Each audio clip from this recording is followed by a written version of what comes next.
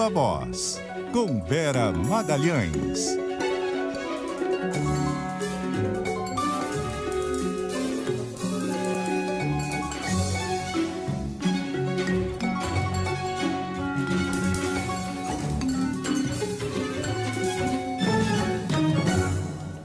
Viva Voz, Vera Magalhães, tudo bem? Boa noite, Vera.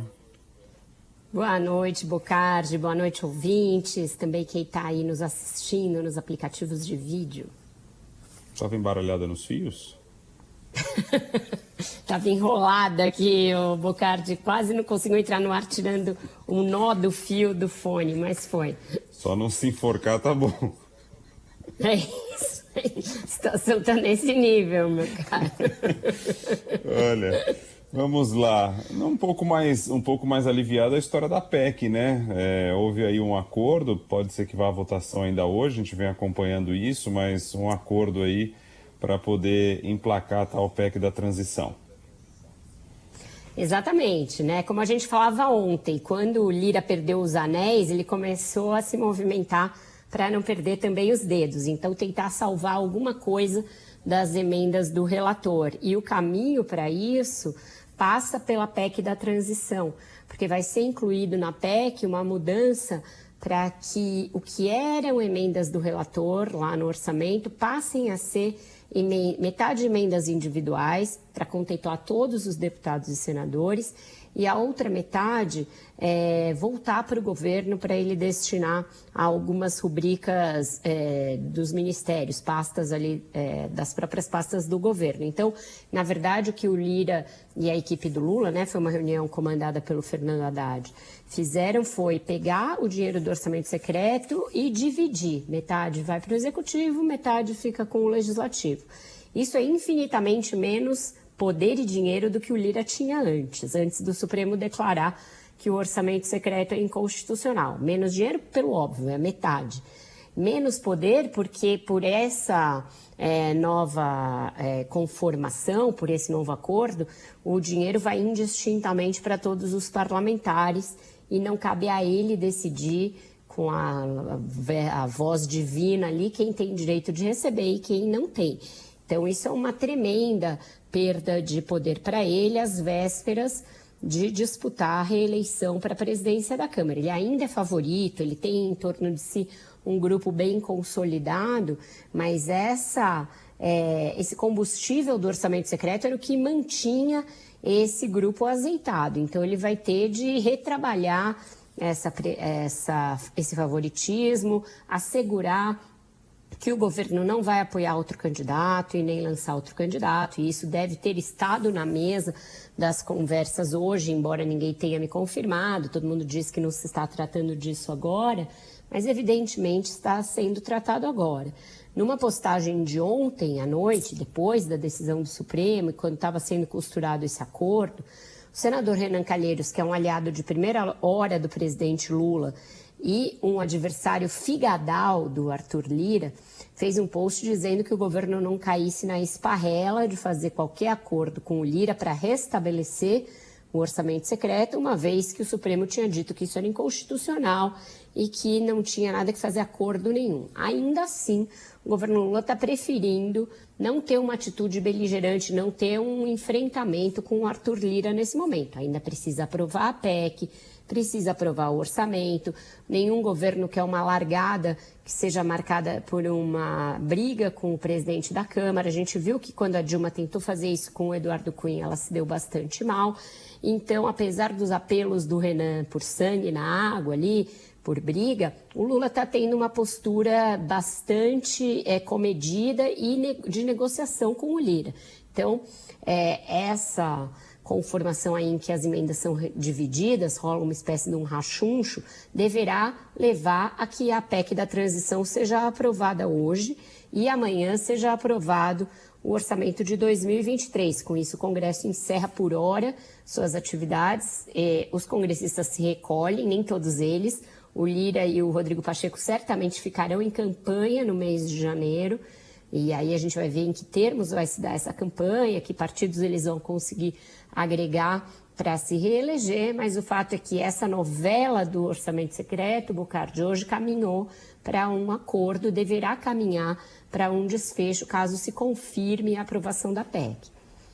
Mas está tudo caminhando, o que parece, para a melhor saída, né? Porque acaba ficando, desde que tem essa condicionante que você colocou aí de apoio, ou de não lançar, não deixar aparecer um outro candidato ameaçando o Lira, né? Porque se for isso mesmo, aí parece tranquilo diante do cenário colocado, né? É aquela coisa, estando bom para ambas as partes, vamos desse jeito. Sim, para o Lula, o Arthur Lira não é um aliado de primeira hora dele, não é alguém que esteve com ele na eleição, é alguém de quem ele falou muito mal, inclusive na eleição, ele teve com outro grupo na disputa em Alagoas, tudo isso é verdade, mas a gente sabe muito bem que o Centrão em geral e o PP em particular são partidos que são muito pragmáticos, são da realpolitik. Para esse pessoal, Jair Bolsonaro já é rei morto e Lula já é rei posto. Então já estão negociando, até porque com o fim do orçamento secreto você não pode mais ter aquela arrogância de achar que você não precisa negociar com ninguém. Ele passa a precisar de uma intermediação do governo. Pelo acordo que foi feito, essa metade do dinheiro das emendas do relator que irá para emendas individuais deverá ter a sua execução obrigatória, compulsória. Então, com isso, o governo está assegurando que os parlamentares vão conseguir liberar essas emendas. Mas, por outro lado, é aquilo, né? Não cabe mais ao Lira falar, você é meu amigo, você recebe, você eu não gosto, você não recebe. E isso é uma grande perda de poder para ele. Vamos lá, mudando de assunto aí, as definições dos nomes, né? O Rui Costa falou hoje que está tudo meio que já estabelecido, tal, os lugares para as pessoas ficarem e tal, mas faltam nomes ainda, saindo aos poucos o Camilo Santana na educação. Batido finalmente o martelo, né? Ontem já estava com uma grande inclinação de que o desfecho fosse ser esse, da nomeação dele para o Ministério, mas faltava aparar as arestas com a governadora do Ceará, Isolda Sela, porque ela chegou a ser cotada para o cargo, chegou a ser a mais cotada, inclusive, foi gongada pelo PT, teve o seu nome ali fritado pelo PT, principalmente pelo PT de Minas Gerais, que queria esse posto.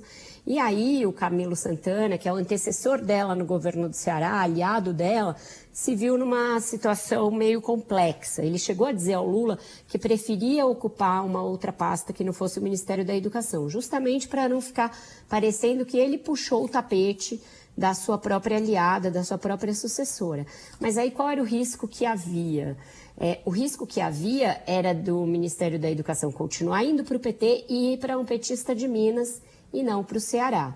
E foi aí, com esse argumento, que ele e a Isolda se entenderam. Ela aparentemente superou qualquer animosidade, indisposição pelo fato de não ter sido ela a designada, tanto é que ela aceitou o convite do Lula para ser secretária nacional de Educação Básica. Então, ela vai ocupar uma secretaria do Camilo, se colocando aí numa posição, portanto, de subordinação àquele que já foi seu companheiro de chapa e de palácio lá no Ceará. E, aparentemente, não houve um dano na relação a ponto de que ela falasse, olha, sendo assim, eu prefiro não estar no governo, como é uma possibilidade que aconteça, por exemplo, com a Simone Tebet. Ela tem reafirmado que ela só aceitará ir para o desenvolvimento social, caso contrário, ela prefere ficar fora do governo. A Isolda Sela não raciocinou dessa maneira, preferiu integrar o governo, vai ser secretária nacional de Educação Básica, com uma grande experiência que ela tem na área, uma experiência exitosa primeiro em Sobral, depois no próprio governo do Ceará. E aí, com isso, parece que ficou bem equacionada essa história, não vai ter uma cicatriz, não vai ter um dano para a relação, o fato de que o Lula preferiu um homem, preferiu um petista a dar o Ministério da Educação para uma mulher. Seria a primeira vez que uma mulher ocuparia o Ministério da Educação desde a ditadura, ou seja, algo grande, importante, histórico, bastante relevante, mas ainda assim pesou mais a coisa da confiança, porque ele tem o Camilo em alta conta pelos resultados do governo do Ceará, mas que são resultados conjuntos, ela também é responsável por esses resultados, mas principalmente pelo fato dele ser um petista, um companheiro petista, e isso pesou a seu favor, Bocardi.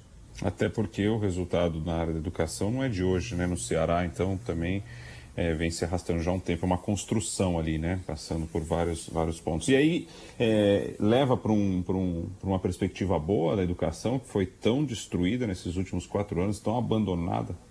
Olha, o currículo dos dois é muito bom e muito cheio de conquistas e realizações nessa área. Você disse bem, é uma construção de muitos anos que passa pela família Ferreira Gomes, mas passa também pelos dois governos dele lá no Ceará. Ele foi eleito e reeleito. Então, são 8 anos de um governo petista com o PDT do Ciro e do Cid Gomes como aliados.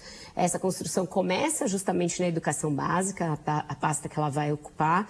Foi assim que o Ceará começou a se destacar nas provas nacionais e a exportar políticas públicas, né, com uma educação de tempo integral bastante forte, uma ênfase nisso. Então, primeiro Sobral explodiu ali com os seus alunos e as suas escolas entre os primeiros do país, e depois o Ceará também se destacou entre os estados. Então, background eles têm, os dois têm, e sabem como fazer justamente nessa área que o Lula prometeu que vai ser a prioridade, que é intensificar o ensino de tempo integral como uma maneira de também acabar com o gap que cresceu na pandemia de aprendizagem. Então, a prioridade está certa, todo especialista de educação diz que a prioridade não é nada dessa bobagem de homeschooling, não é nada desse factoide de escola cívico-militar. Nos últimos anos, a educação brasileira foi muito capturada pela ideologia. Então, é tirar essa ideologia que não tem nada a ver com dados, não tem nada a ver com evidências, com experiências históricas de países, de Estado bem-sucedidas, era só bobajol ideológico, e recolocar a educação num trilho técnico em que você priorize o tempo das crianças na escola, a formação de professores, que isso é importante, o Brasil falha muito nesse aspecto, e essa educação básica em detrimento até dos outros níveis do ensino. Nos outros níveis tem desafios próprios, né?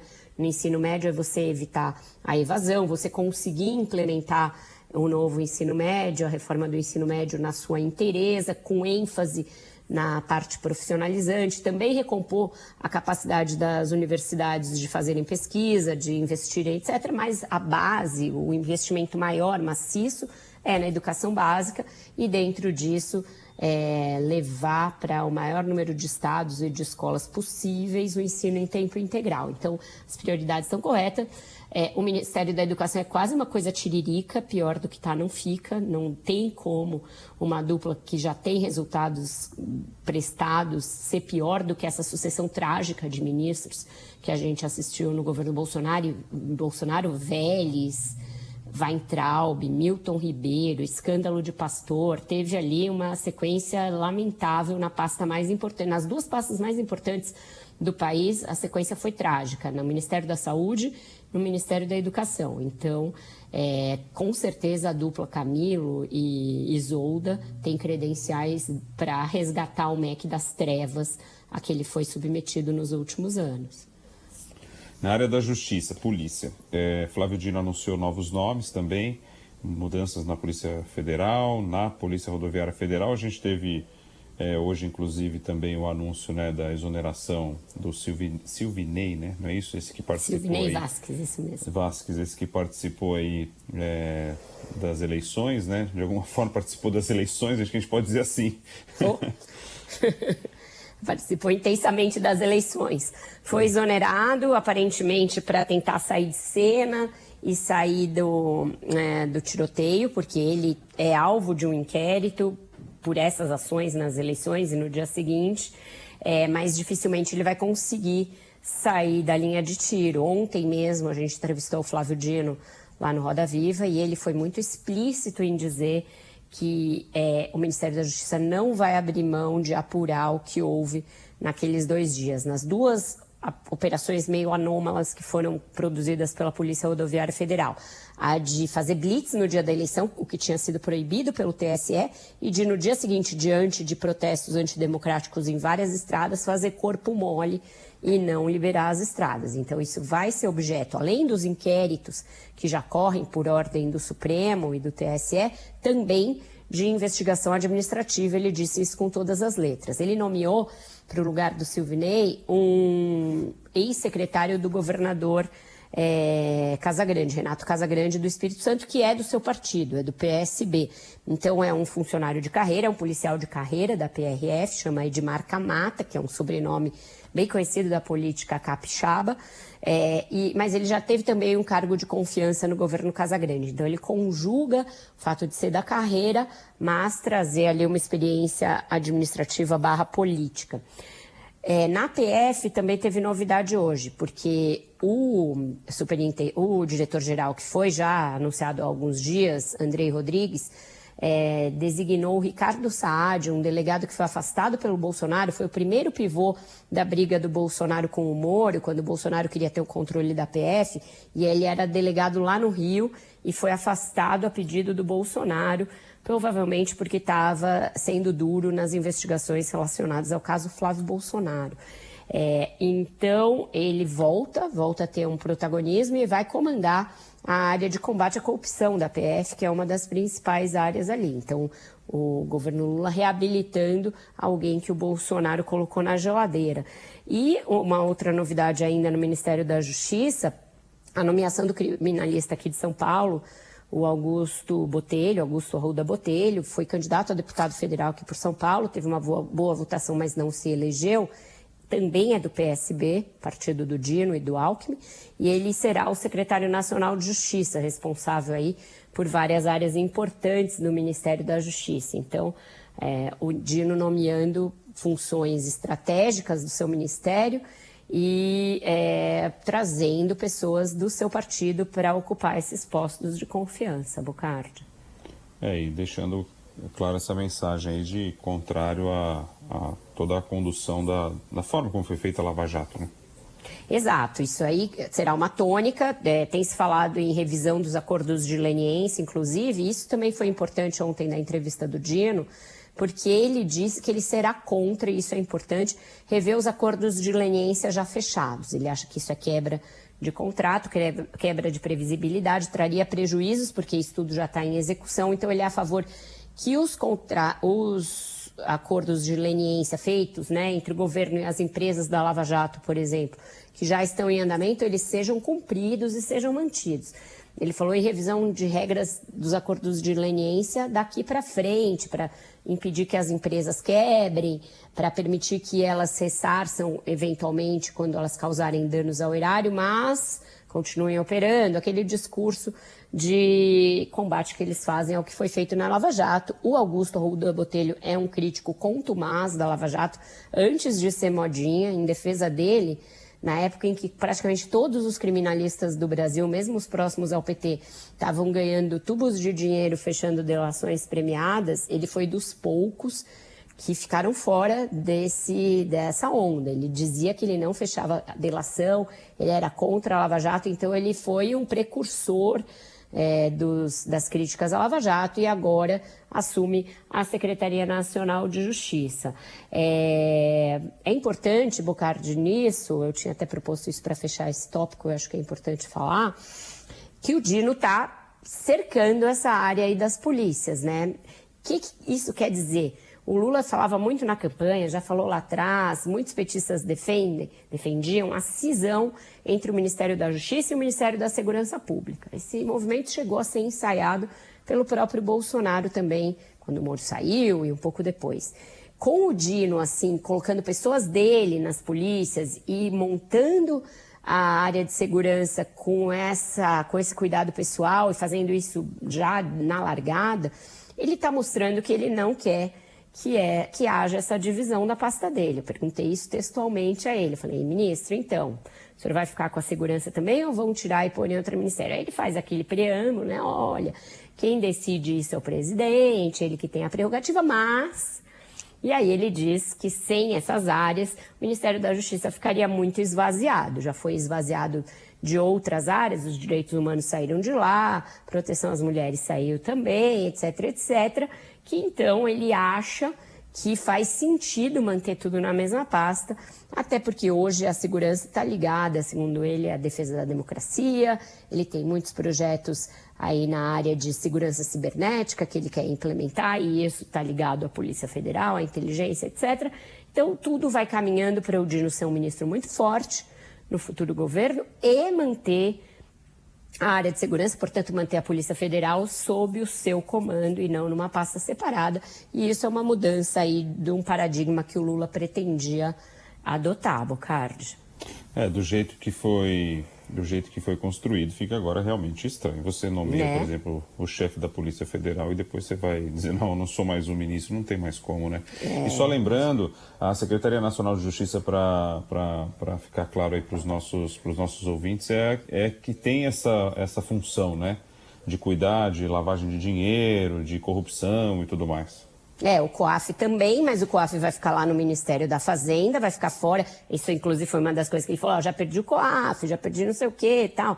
Então, quer manter algumas áreas ali de influência e de poder. Então, eu acho que ele fez um uso capião ali da parte de segurança. Chegou, já montou a sua barraca, vai ser difícil tirar ele de lá, viu, o Bocardi? Bom, qual é a música, Vera? Bom, do Arthur Lira, de novo ele, né, levantou, sacudiu a poeira e deu a volta por cima depois da queda de ontem. Então, a lições da política com Arthur Lira, a música é Volta por Cima, não sei se o Matheus escolheu na versão da Elza Soares ou não, tem várias aí, um clássico daí. É dela. É? Vamos ver. Então bora. Mas não desanima, o que faz, gente? Levanta, sacode a poeira e dá a volta por cima. Reconhece a queda, mas não desanima, o que faz? Levanta, sacode a poeira e dá a volta por cima. Um homem de valor não fica no chão. Aí o valor depende do que a gente entende por valor, né? Tá certo. Mas tá caminhando aí tudo para um clima de Natal, hein? Agradável para todo mundo. Vamos nessa. A semana começou meio tumultuada, mas tá pegando um rumo aí. Valeu, Vera Magalhães. Viva a voz. Amanhã tem mais, hein? Tem mais. Bom jornal para você, Bocardi. Até mais. Até mais. Tchau, tchau. Tchau, tchau.